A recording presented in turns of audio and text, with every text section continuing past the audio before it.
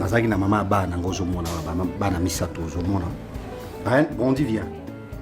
Alors du coup, tant que ça les sili, tous les gars qui présent moment moko ya calvaire comme on dit, exactement ya passe. Tu au moins peux se retrouver pour ne pas parler beaucoup, pour la sa histoire union sauter. Et du coup, tu es qu'on vend à Harmonia tu se foutais à studio ça $50. Jour mon cabo madame n'a pas 25 ans ici non. Hier elle est passé. Elle est passé yo ya kena yi. Maman ya bana. Bana qui normalement des femme. Parce que je te parle de ma femme, c'est ma femme. Je beaucoup là-bas on a passé. Net moi non yo rien. Amène-moi le là qui est là. Na beaucoup là moi non il y a 11 mois. Amène-moi le avec avec ça. Avec une milliers qui osent au monde. Mais ça moi on a bundaka partout le moyen. Avec ça. Si je n'ai pas même si je n'ai pas un travail, moi non mais la rabilité. Mais que ça attend sur 2 jours ou 3 jours boîte mon quoi ici. Maman ya bana ndimi kotika. Moi non atika qui na âge. Moi na tiki na 10 mois parce que ça na 10 mois. Alors que score 11 mois ça les 27 oyo 11 mois. Elle m'appelle à Blokanga, elle m'a dit que non à reconnaissance pas c'était à Kenaye. Maintenant ce qu'on a ban aux hommes na boy. Na Kinshasa tu sais même si tu as étudié c'est comme si aux gens quoi mutumo aux gens na téléphone na chargeur mais si tu ne sais pas où brancher aux gens musala te na salignon so pour na gens musala pour na ban aux hommes na beaucoup la bango.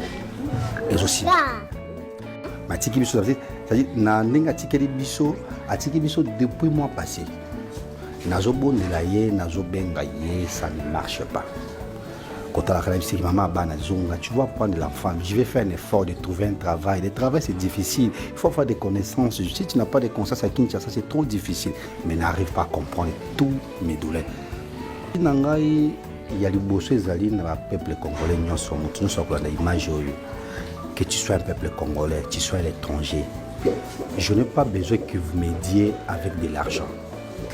L'argent, oui, ça va m'aider un jour, deuxième jour, le troisième jour, ça va finir. J'ai besoin, surtout celui qui a un bon cœur, moi qui est arrivé sur ma famille, qui me trouve un travail. Parce qu'avec le travail, je vais survenir aux besoins de mes enfants et payer la maison. Avec le travail, je serai l'homme le plus puissant.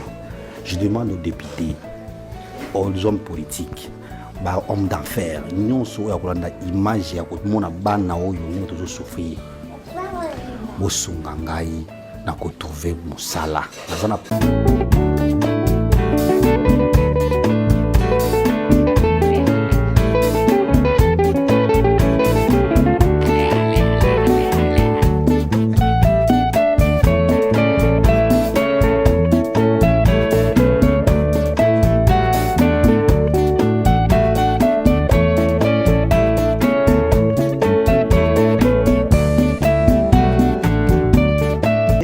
Bandiko bazotala yo, qu'est-ce qui ne va pas à Namoniona 3 bana. Oh baza bana yo.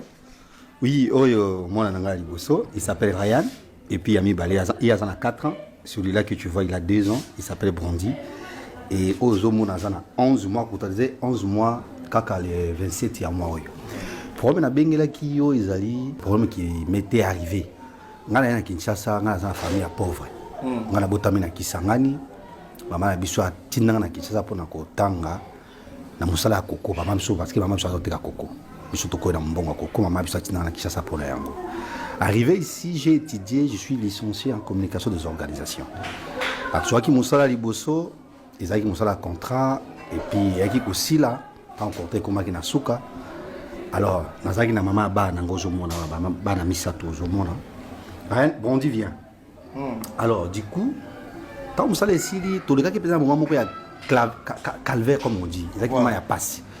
Tu au moins peux se retrouver pour ne pas parler beaucoup, pour la sa histoire union sauter. Et du coup, tu es qu'on vend à Harmonia tu se foutais à studio ça $50. Jour mon cabo madame n'a 25 ans ici maintenant. Hier elle est passe. Elle est passe yo ya kena yi. Maman ya bana. Bana qui normalement des femmes. Parce que je te parle de ma femme, c'est ma femme. Bon, dis viens. Et rien, c'est ma femme. Tu vas dire, et puis, non, je peux te montrer preuve moi quand la minute oyo parce que non, image ba relaxango, le ba preuve oyo là, c'est ça parce que par exemple moi c'est que non, a bloqué même un appel pour te dire que non, Exact qui loin yango yo nazo benga ye okomona ki a bloqué ngala appel. Vous n'avez plus d'unité. Composez étoile 9. Voilà.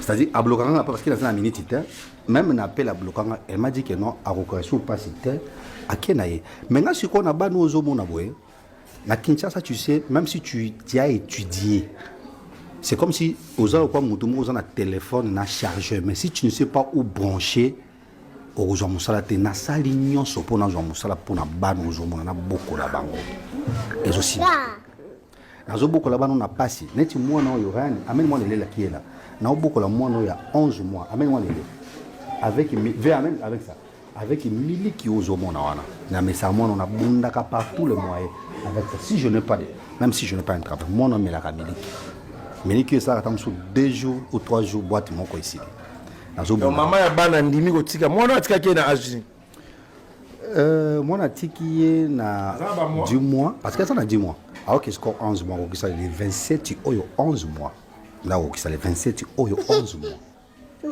matiki biso c'est-à-dire na ndinga tikeli biso atiki biso depuis mois passé nazo bondela ye nazo benga ye ça ne marche pas quand la caractéristique maman bana zonga tu vas prendre l'enfant je vais faire un effort de trouver un travail le travail c'est difficile il faut faire des connaissances si tu n'as pas de connaissances à Kinshasa c'est trop difficile mais n'arrive pas à comprendre tous mes douleurs mais message sur européen ça na bandeko nini ba otala yo souci no izani souci na ngai ya liboso ezali na ba peuple congolais nyonso mutu nyonso akolanda image oyo que tu sois un peuple congolais tu sois l'étranger je n'ai pas besoin que vous m'aidiez avec de l'argent.